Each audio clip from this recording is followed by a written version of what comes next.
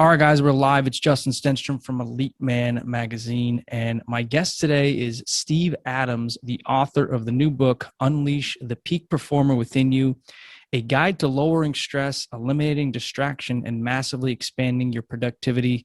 Steve, thanks so much for coming on the show, man.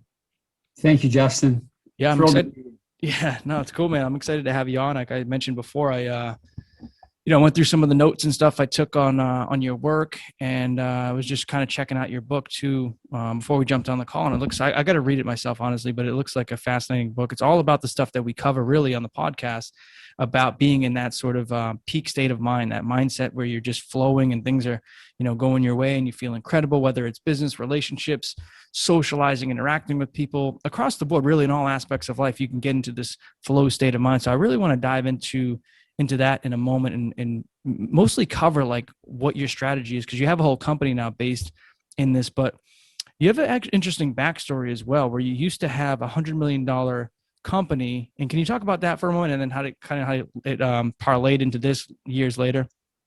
Yeah. Thank you, Justin. So when I graduated university, I actually went into corporate banking, and I did that for a decade and learned a tremendous amount about just business in general and how to function. And it was such a cool job because I got to work with hundreds of entrepreneurs, bad ones and good ones, and learn. And you'd think that I would just go and be perfect, right? But that didn't happen. I repeated a lot of the mistakes of the bad ones. But yeah, over a 21-year period, myself, along with a couple of great partners and some just terrific people, we were able to scale a pet superstore chain from one store to almost 50 stores and doing over 100 million in revenue. And awesome. It was quite a ride. I had to reinvent myself as a leader 2 or 3 times and learn how to scale development of other leaders. And there was just a tremendous amount of lessons from that. It was a very exciting run. Yeah, that's so cool. So you did that for 21 years, you said. $100 million is no joke. That's, from a business owner, a guy who, has a couple businesses actually. I know how much work it goes into building a business of that size and having 8 employees like that. But you got burned out after a period of time, right? And then this is the cool thing I like about you too, when you mentioned this a moment ago, is that you have that business background, the corporate background, you have a super successful business, $100 million revenue. And then you're also doing the other thing, which personally is a little more interesting to me and probably you now, which is the psychological aspect, the mindset aspect, but you have both. Usually you don't come across people that have both backgrounds, or usually one or the other, but you got burned out. And then what made you sort of get into this new field that you're in today?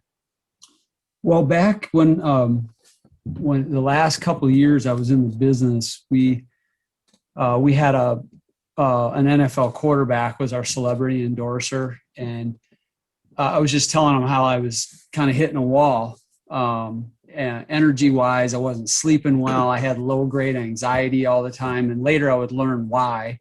And so I connected to a neuropsychologist that he introduced me to, and this person. I went through a program. It's not similar to ours now, but I learned something in that program that was transformative to me, that started me on this journey of reading and learning about the physiology of peak performance. Okay, because there's a lot of emphasis on the mental side and the mindset of peak performance, and that's super important. But a lot of people ignore the physiology, and so I was burned out. I was fried. I was traveling 125 nights a year for the last 5 or 6 years I was in the business. So when I took that year off and got myself better, I wanted to bring a tool to people like me that I didn't have or I couldn't find. Okay. And there's the innovation of what I'm doing is in how we've integrated several things into one, not necessarily any one piece of it. Okay. So what we've done is we've kind of, if you follow like the Ben Greenfields and the Dave Aspreys of the world, there's so much interesting biohacking going on, and you have a lot of interesting guests on this show. And for people like me, though, executives, professionals, entrepreneurs, we're way too busy to try to chase all that stuff down. And so what I did was I wanted to target that 40 plus person, that profile, who's really busy, who's slowing down, who's got some challenges with their energy and their sleep, stress, all of that. And we curated a really simple approach. And that's kind of how I got into this business. And so it's kind of a cause for me. Yeah. Yeah. So it's like, you had to help yourself first, figure out your own problems. Yeah. Then once you did, you realize that it's pretty cool to help other people. And also you got to keep it pretty simple if you want to hit a lot of sort of the mass market of the type that you're talking about, the entrepreneurs, the super successful people, the execs of the world, the people that are just going all the time, that don't have time to sort of break down all the details, research all the studies, do all the biohacking shit that there is out there. You want to keep it pretty simple. Exactly, Justin. You nailed it. Well, so what's the company that you have now? It's called Tiger. What is it? I have two companies. One is Tiger Performance Institute. That's right. And then we also have a medical clinic called Tiger Medical Institute in the Seattle, Washington area. And what's the difference of the two? Well, Tiger Performance is kind of we work with people all over the world. Actually, we have a client in Thailand, one in Australia, a couple in Australia, plus all over the U.S. at the Performance Institute. And really, the two companies blend and work together. So the Medical Institute actually has local concierge medicine members, clients, but then the Medical Institute fulfills our premier performance program at the Performance Institute because it requires a doctor to be involved from the very beginning. Does that make sense to you? I think, yeah, kind of. So is that when the clinic is where you're working with, as you mentioned before, are you friends? I think our mutual friend, sort of Dale Bredesen. Yeah, I don't know Dr. Bredesen, but my physician, who is part of the team, is going through Dr. Bredesen's certification program for his Recode program. Yep. Okay. So they would work directly with the clinic to get that settled. And yes, that's okay. Correct. So we sell Tiger Performance Institute. I have my book. We have online courses. We have a sleep program, a stress program, but then our premier program is this complete executive health reset and sustainability program. And when we sell that program, it's a year-long coaching program. We pull our Medical Institute doctor into it. Does that make sense? Yep. Gotcha. So we kind of work together. So you got to do like all the labs and all that stuff. And extensive. Like we do genetic testing. Yeah, I was just going to say that. Big part of that's the DNA genetic testing, right? So what's that all about? What's the biggest focus, or why are you focusing so much on the DNA genetic component of things? Well, it's important first to understand what genetic partner you're working with, because we work with a company out of Canada that has the very high grade genetic markers. They work with medical research labs in designing their testing. And you also need a clinician to interpret it because it's over 140 pages long, the results. Oh, no kidding. But here's the big thing. A genetic test tells you your personal owner's manual, okay? Like when we need to work on a machine, we have to look at the owner's manual, see how it's built. Yeah. It's the same with humans. And so I'll give you an example from my own life because I can tell the world my health issues because I don't have HIPAA on myself. Yeah. But I'll give you an example. When I was 53, I was burned out and had terrible health. And my doctor said, if I don't change, I could not be alive in 10 years. And so I went through all of this process myself. And what I found in my genetics was, despite the fact that I was running half marathons now, after 4 years later, that's how much better I got. Yeah. And was slender and had a BMI of like 18. I didn't know that my dad's had 8 heart attacks. Wow. Okay. He doesn't have good genetics for the cardiovascular system. He's still alive. That's crazy. Yeah. But I thought all along I was fine because of how healthy I was, and my labs, the general labs I was getting at my physician didn't indicate I had any problems. But when I got my genetic report, I found that a few things. One, I don't metabolize starches, so it makes me higher risk for diabetes. 2, I hang on to stress longer than normal people. So stress has a disproportionate impact on me. And 3rd, my cardiovascular genetic markers are all bad. So I have the same genetics as my dad. Yeah. And so my doctor at our medical institute pulled me off from long distance running and has me more focused on just brisk walking and weights And he actually says you need less exercise and more meditation and yoga work because of your genetic profile. And That's then he put me interesting. and then I'm on a no starch, so basically a paleo eating plan because I don't metabolize starches. So what you can get out of genetics is a high degree of specificity in what you should do. So we can hyper personalize a solution for someone because we know that information. Yeah. But we pair it also with advanced testing.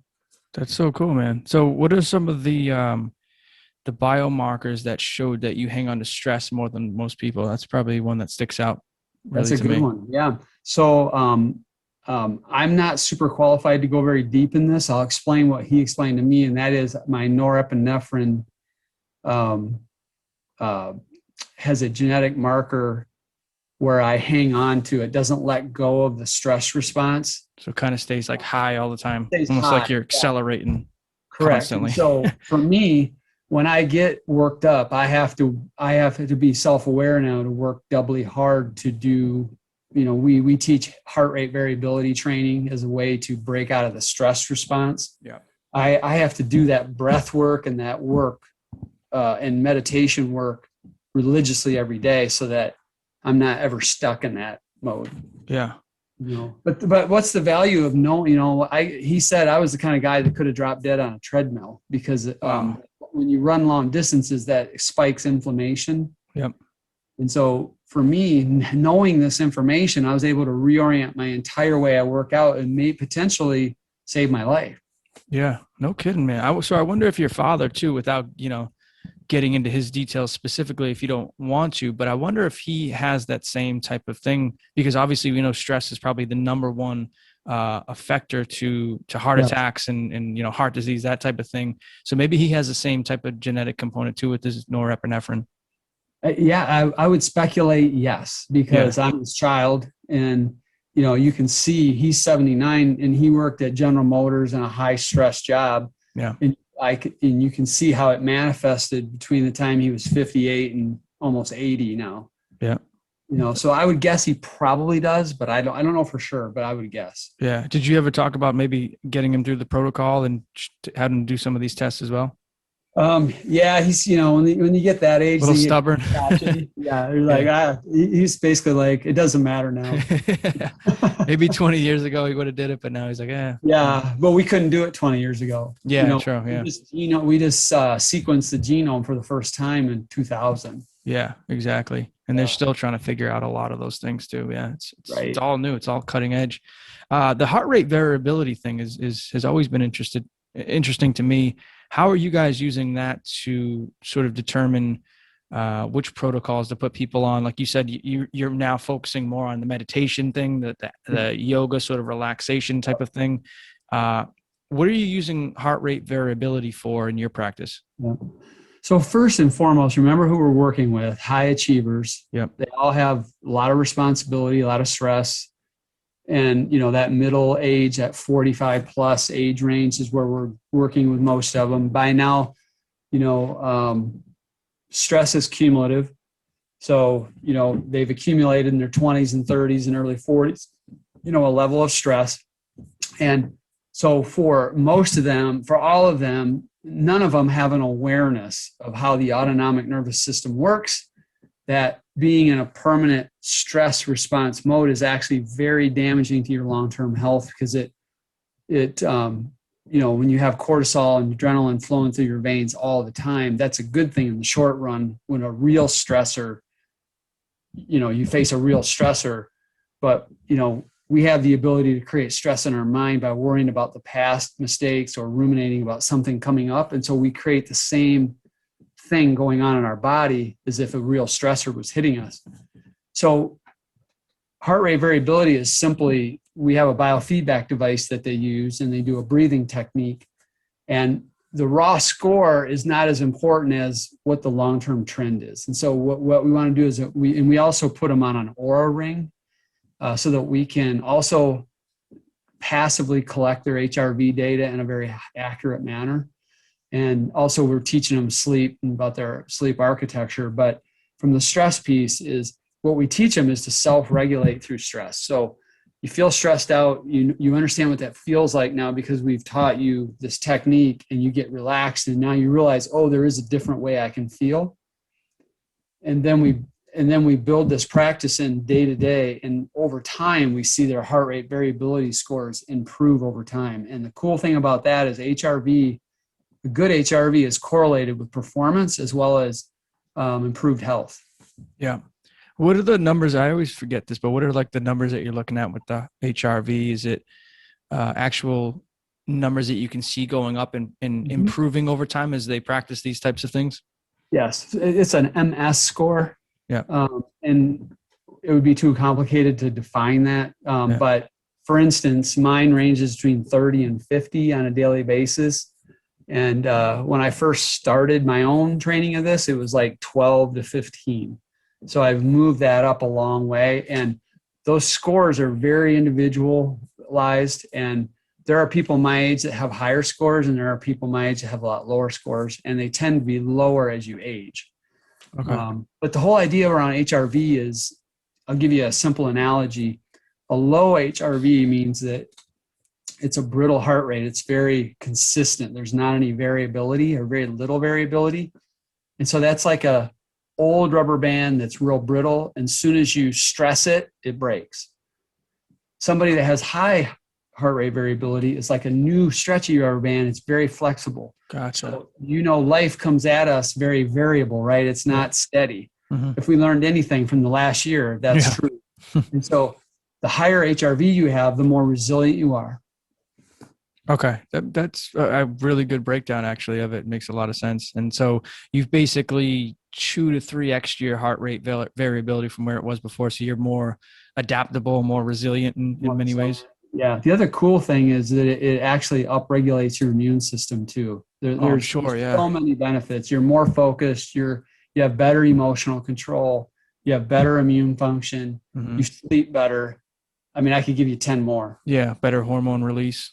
Hormone production. Probably. I don't know that one for sure. I'm not a doctor, but I'm sure if you're lowering, your cortisol, norepinephrine levels. Correct. Exactly. So in the other thing too, that is really interesting with this, have you worked with, and I mean, really interested from what I've heard and worked with in the past is heart coherence. Have you done any of that stuff? Is it very similar to the HRV stuff? Yeah. HRV is a measure. Heart coherence is a state. Okay. We're doing both. So we actually, our HRV device that we use, because we're agnostic, whatever works best for our clients at the time. So we use HeartMath's device. Yep, so, it's a good one. Yep. So we teach our clients to get into coherence. And when they do, that over time will improve their HRV. But there's more than just breathing to HRV. So a gratitude practice, meditation, good sleep, better nutrition, higher levels of fitness, all of those drive HRV up or down, but depending on where you are on the spectrum of those. Does exercise play a big part of that as well? I know you said you switched over from the longer distance stuff to more of like the sort of easier stuff, I want to say, not to like take away from it, but it's more like, steady state cardio and not like pushing yourself to the limit. But does exercise play a role in HRV? It does. And I misspoke a little bit. I do HIIT training now. So I still get sweaty and stressed. I just don't do it for long periods of time. Gotcha. But yeah, as your overall level of fitness improves, that will, provided you don't have some other major imbalance in your body, that will tend to drag along HRV. But it's one of those things where, just like Dr. Bredesen probably said on your show, it's like 35 things are all part of the cognitive care. It's not one thing. Yep. Same with HRV. It's you've got to have several things going right, and then it's beautiful just to watch the number march up. Yeah, and too, if you focus too on just like one thing or another thing, and you can kind of mess it up. Or if you go overboard with it too, like having too much stress. Like another great analogy too is when you go out tanning and you're trying to get like a tan, but if you stay out in the sun too long, you get sunburn. It's like kind of overdoing the exercise thing. A lot of people kind of over exercise and burn out, and then they see actually negative returns. Right. And we all of our clients get a coach who works with them and kind of educates them through this process. But listen, if you're hydrating and sleeping and exercising really well, but you're not managing stress at all, like you're out of control with the stress, it'll cancel all that. So Yeah. it's got to be all of it together. Yep. Protocol is to be balanced. And so you also touched on sleep. Well, you mentioned it a couple of times already. I know you have this, which I'm curious to hear about, but I know you have like this tip or technique that you use to really help people sleep and sort of take it to the next level. Can you share what that is? Well, it's not one thing again, but we first thing we do is our clients, because they have the Aura Ring, we teach them about sleep architecture. So learning how to understand sleep efficiency, how much time you're asleep compared to how much time you're in bed, and how much light sleep, deep sleep, and REM sleep you're getting. And then what we do is we teach them to think about every morning when you look at your sleep architecture, if it was a bad night, what did you do yesterday? Did you eat ice cream at 10 o'clock at night? Something weird. And what happens is over 3 to 4 months, our clients will, if they're doing it regularly, they'll iterate through a process and they'll find this sweet spot where they're sleeping great. So we, first of all, is awareness and education, but then we just go through a sleep hygiene protocol.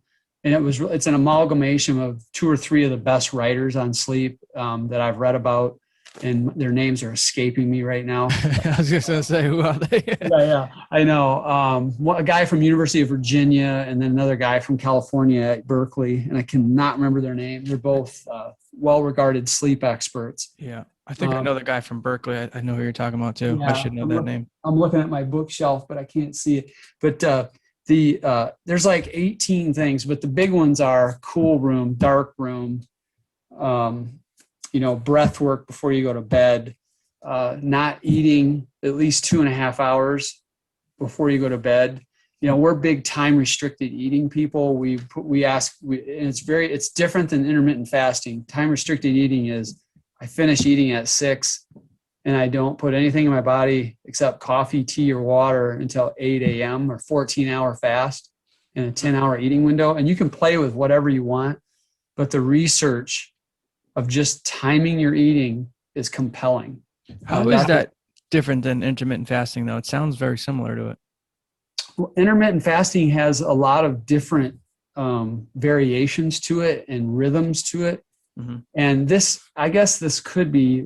is just time restricted eating. It's more of a timing plan. And if there's a guy you might want to have on your show, it's Dr. Panda, who wrote the book, The Circadian Code. Mm-hmm. And in researching my book, I felt like his research was the strongest. He's from the Salk Institute. Mm-hmm. And, he has compelling research supporting just the timing of when you eat. It improves your metabolic function as well as your sleep circadian rhythm. Yep. Cool. Dr. Panda. That's easy enough to remember. I'm going to check him out. Yeah. And I can email you afterwards. Yeah, definitely, man. Appreciate that. So the other major thing that you're working on, which I really wanted to touch on, is the whole flow state concept and getting people into that flow state. We mentioned a few things, I'm sure, which is a part of that process already. The meditation, I'm sure the sleep is a big component of it as well. And the genetic testing too, probably is a part of that. But what else do you have your clients do to really get into the peak flow state of mind in business, or like I mentioned before, pretty much all aspects of life? Well, let's step back and start at 30,000 feet and go down. And flow, or being in the zone, what it really is at the end of the day is your ability to sustain attention consistently for a period of time on a single task or, a group of tasks within this defined flow block, if you will. To be able to do that, though, and this is the premise of my book, is that it's a 3-legged stool. You need to optimize your physiology. You have to optimize your psychology. And I can break these down a little bit for you. And you also have to optimize your environment and how you engineer your day and your life. If you don't do all 3 of those things, flow is very difficult. And I was able to support everything I just said with peer-reviewed studies and papers. Okay, so this is not just me opining on this. So those are the 3 keys. So physiology, think about it. If you're going to sustain attention, you've got to feel good. You got to have a clear mind. You got to be fit enough. And so if to the extent your physiology is compromised, that's going to be a flow blocker. Okay. On the mindset piece, there's a few biggies. One is you got to have a growth mindset. That's Carol Dweck's work, on mindset, because flow has a cycle. If you've ever had Stephen Kotler on your show, he talks about the flow cycle, and that is their struggle phase is always the beginning of the flow cycle, meaning as you gain expertise in an area, you have to struggle through that. And let's say you have a project like writing a book, you have to do a bunch of research on the front end, and it's very difficult. If you don't have a growth mindset, you won't persist, and you'll get stuck, and you'll never work your way through the flow cycle. And you also have to have grit, and you got to have a belief in your abilities. So those are just some of the key mindset things. And then from a designing your life and environment, cubicles are a really tough environment to get into flow state because of the distractions. And then from a distraction designing your life standpoint, when you sit down to work, if you've done the work on your goals and you've got it narrowed down to specifically what I need to work on Tuesday morning at 8:30 a.m., you're going to get into flow a lot faster than if you sit down and go, what am I going to do today? Gotcha. So those are just that's an overview a little bit. Yeah. And that last point too really makes a lot of sense too. Probably a year or so ago, I started writing down my my plans for the next day right before bed too, by the way. It was kind of like a little relaxing technique, but I would do it and just bullet point all the major things I wanted to do the next day. And then when I hit the next day, I just hit the ground running, and it was like, checking off one thing after the other. Whereas before I was like, should I do this? Should I stop and do good? And I get distracted. I'll check out some emails, do like some random stuff I wasn't even planning on doing. Whereas now I stick to the script, 90% of the time, most of the time, and I get way more done that way. And you were much more focused throughout the day, correct? Because you had that. Exactly. Right. And you know what the research is? It's fascinating. Wow. The average person is so distracted that they get 1 to 2 hours of flow a month. What? That's crazy. So what we tell our clients is if you work with us, we guarantee if you do the work, you're going to get 1 to 2 hours a day. So 5 days a week. Think about it. You get a 20 to 40x advantage over your competitors who are distracted. Yeah. And I love what Stephen Kotler says. He's written the book. He's written several books, but he does a lot of flow research. And what he says is if you deploy flow daily against your goals and you compound that 5 days a week times 12 months a year times 5 years, that's how you do the impossible. That's cool. Yeah, that's so cool. that's what we do with our clients. We help them learn how to get that 1 to 2 hours a day. Now, some people can get 4 or 5 because their job is conducive to it. Yeah. But let's say you're a professor or you work with clients all day, you can only manage an hour or 2 in the morning first. That's fine. That's a huge win over once in a while. Like someone like that, why wouldn't they be able to get into flow state just like 4 or 5 hours a day, just kind of like one client after the next and just like crush it with the clients?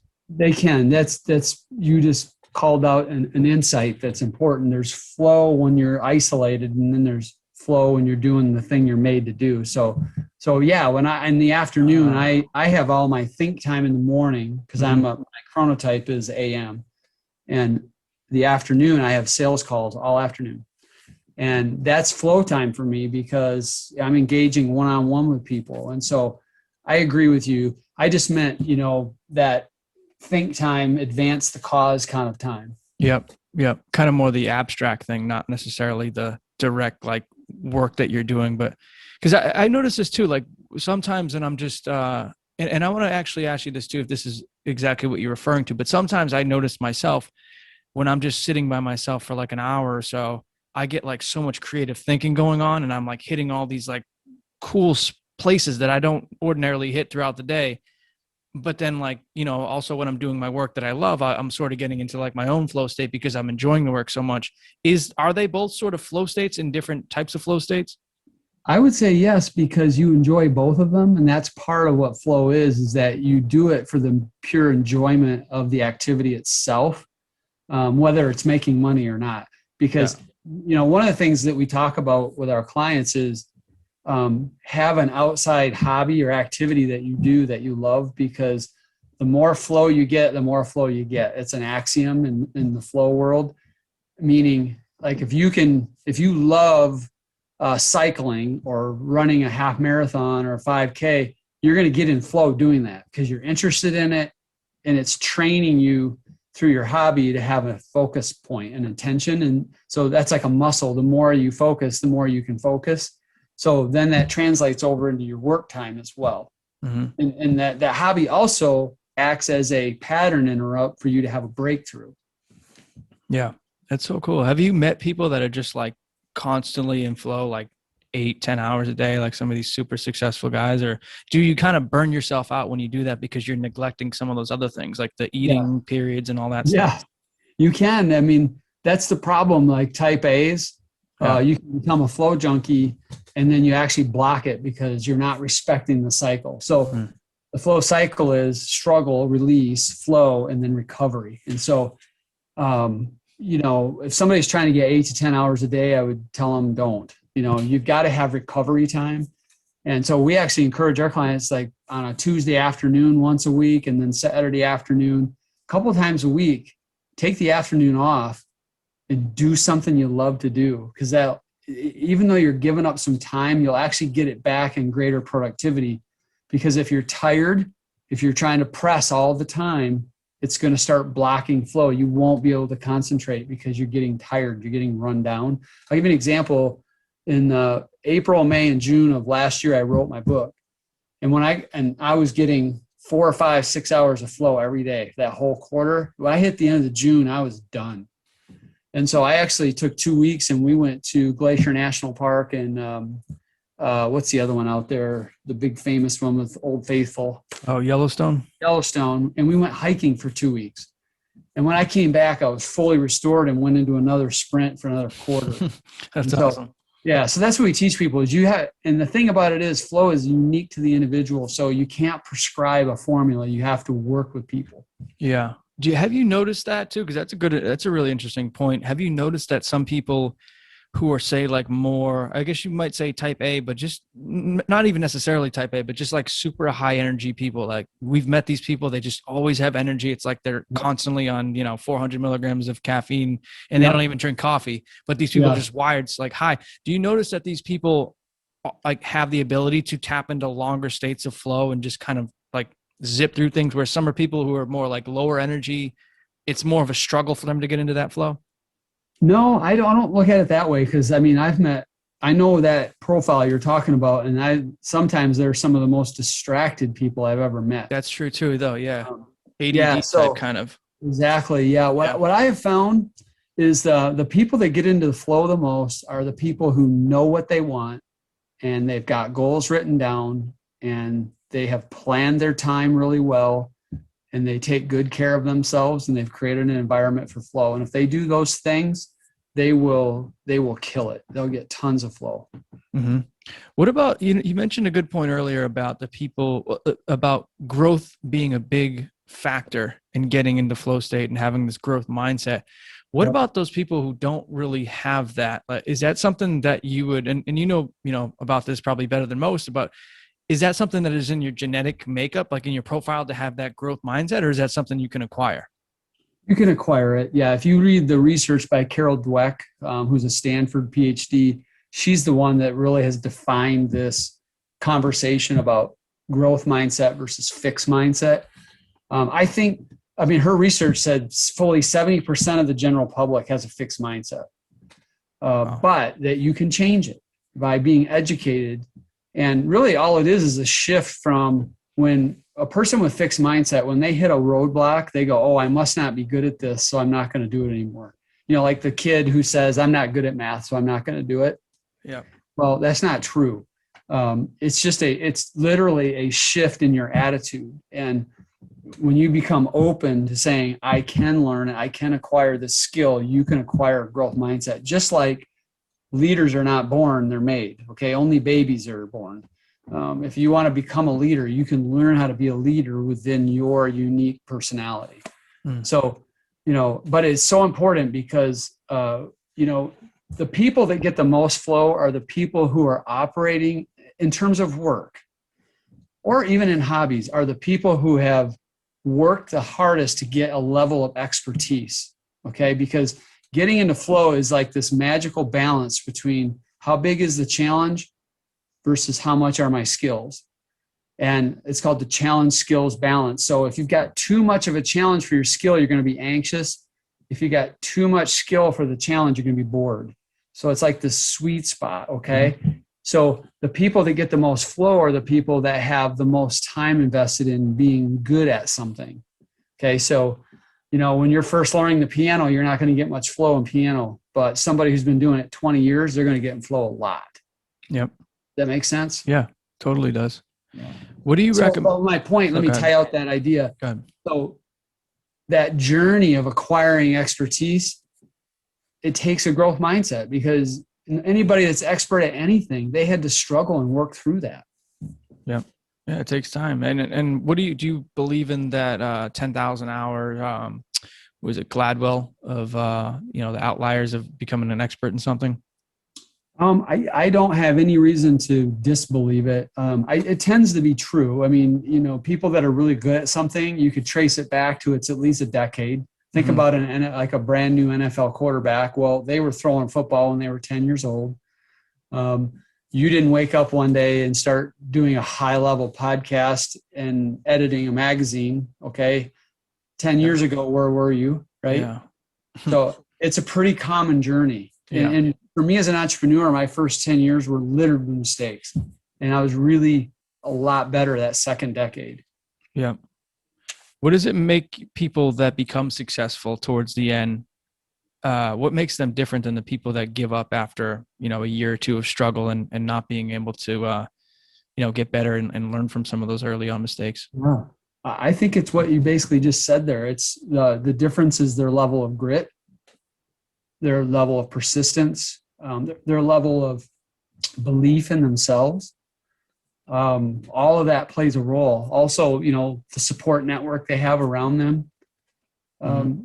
To some extent, especially if it's in business,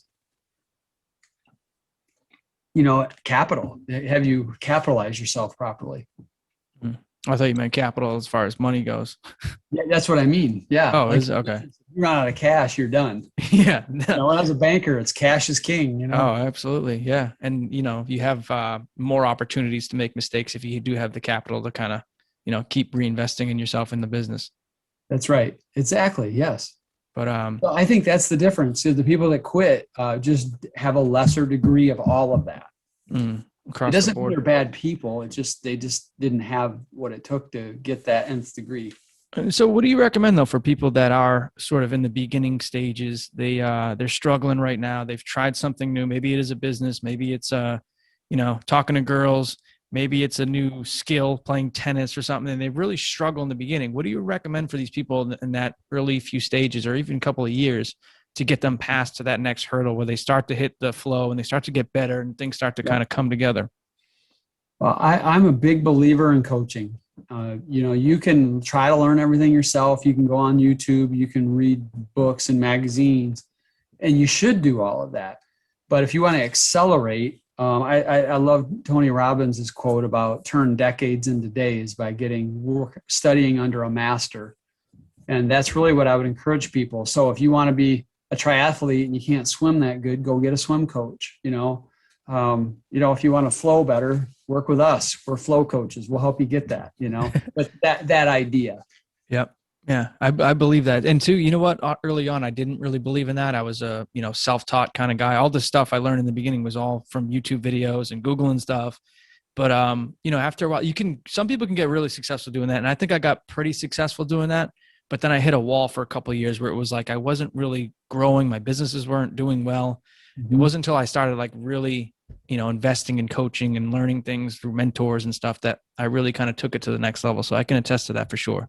Right. Yeah. There's, in the consulting world, strategic coach, Dan Sullivan, he talks about, quit when you get past that initial stage, where I think there is value in gritting it out early on and learning everything yourself. I certainly did that in every business I've owned. But at some point you need to stop asking how I can get something done and start asking who can help me get it done.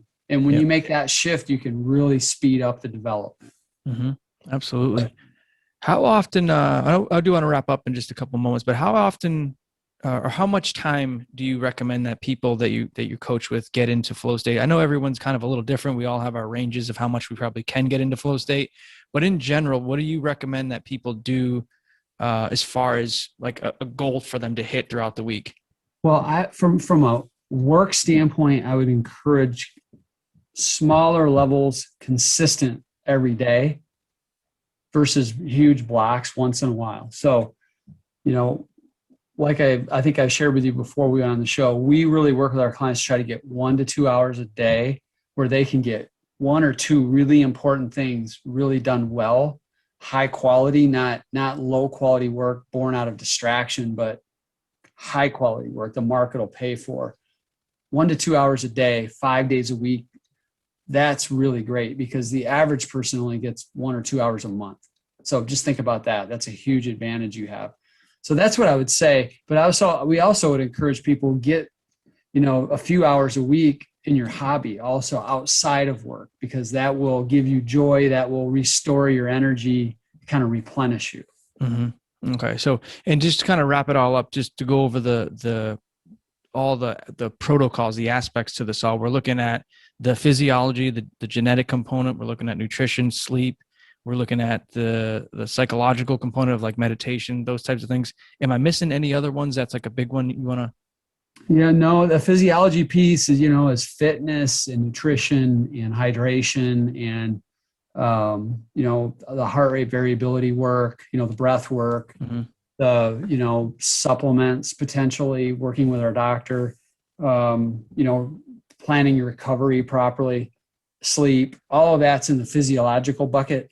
And then the psychological side is, most people who are successful already kind of have a winner's mindset. But if you can just really focus on the growth mindset, grit, owning your results, don't blame anybody, and then have a high belief in what you're doing. And then the only other thing I would add to that is really having your clarity, your purpose lined up so that you kind of stack intrinsic motivators to keep you going every day. Mm-hmm.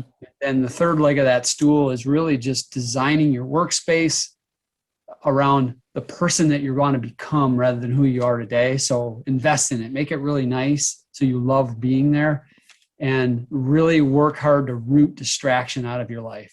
Mm-hmm. What are some of those distractions on a day-to-day basis? Social media, smartphones, those types of things? Yeah, smartphone, social media, binging on streaming services, Yep. Okay.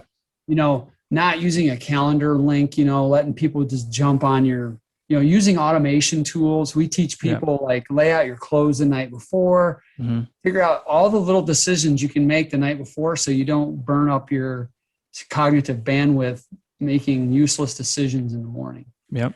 I love it, man. There's so many great tips there.